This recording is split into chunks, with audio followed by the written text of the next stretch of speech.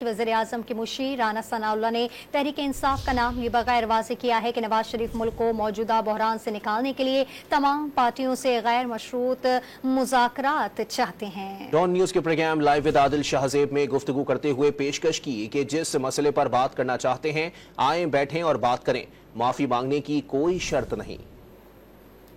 कि मियां नवाज शरीफ ने 21 अक्टूबर को जब वो तकरीबन कोई 3-4 साल बाद अपने मुल्क वापस आए हैं जी, तो उन्होंने बड़ा दो टोक जो है वो मैसेज पूरी कौम को दिया था और उन्होंने बड़ा वाज़ेह तौर पे कहा था कि मेरा 40 साल सियासी जिंदगी का निचोड़ ये है, मेरा एक्सपीरियंस ये है कि मुल्क इस वक्त जिस सूरत हाल में है इसको अगर यहाँ से निकालना है तो सबको सर जोड़ के बैठना पड़ेगा। ठीक। तो जब एक आदमी सबको कहता है तो उसमें से फिर किसी एक को माइनस तो नहीं कर सकते आप। दूसरी बात यह है कि जब भी कभी पार्टी में भी बात हुई है तो उन्होंने बिल्कुल अपनी इस बात को दोहराया है।